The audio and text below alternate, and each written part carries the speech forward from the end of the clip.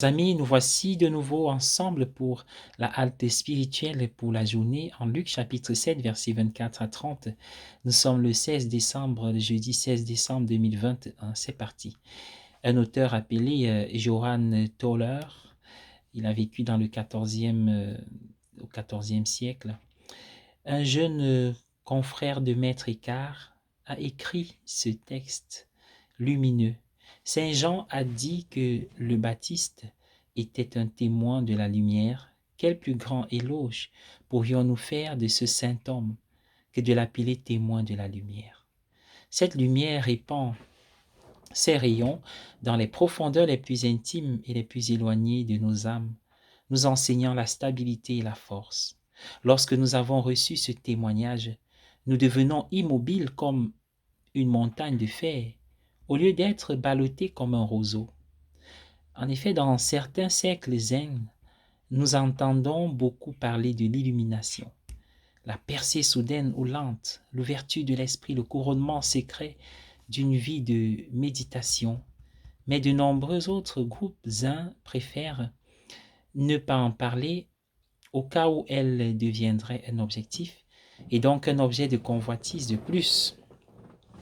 Il est donc intéressant d'en entendre parler par un chrétien, non pas un chrétien d'aujourd'hui qui pourrait simplement imiter le zen, mais le même Tauler du XIIIe siècle que nous venons de citer. Notre Seigneur a également dit de Jean le Baptiste, « Il est plus qu'un prophète ».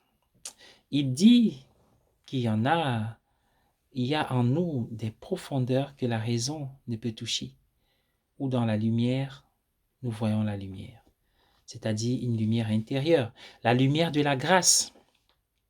Celle-ci nous parvient d'abord de manière cachée, car nos facultés ne peuvent s'approcher à milieu de ces profondeurs de notre âme.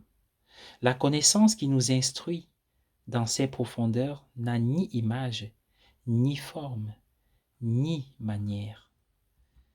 Elle n'a pas de partie qui puisse être reconnue séparément. C'est un abîme insondable qui ne peut être limité, qui ne peut être sondé, qui va et vient comme la mer. Lorsque nous nous y enfonçons, il peut sembler vide et sec. Pourtant, en un instant, il peut se remplir et déborder, comme s'il allait engloutir toute chose. Nous nous efforçons, nous nous enfonçons dans cet abîme. Et c'est là que se trouve la véritable demeure de Dieu. Plus que dans le ciel ou dans toutes les créatures de Dieu, ceux qui pourraient trouver leur chemin ici trouveraient vraiment Dieu ici et se trouveraient en harmonie avec Dieu, car Dieu ne quitte jamais cet abîme. Dieu serait présent pour eux et ici ils appréhenderaient et se délecteraient de l'éternité, car ici il n'y a ni passé ni futur, il n'y a aucune lumière créée qui puisse atteindre ces profondeurs ou les éclairer, car ce n'est rien d'autre que la demeure de Dieu, le lieu propre de Dieu. Nous parlons de notre intériorité et c'est Jean qui nous aide à le découvrir. Bonne journée à tous et à chacun.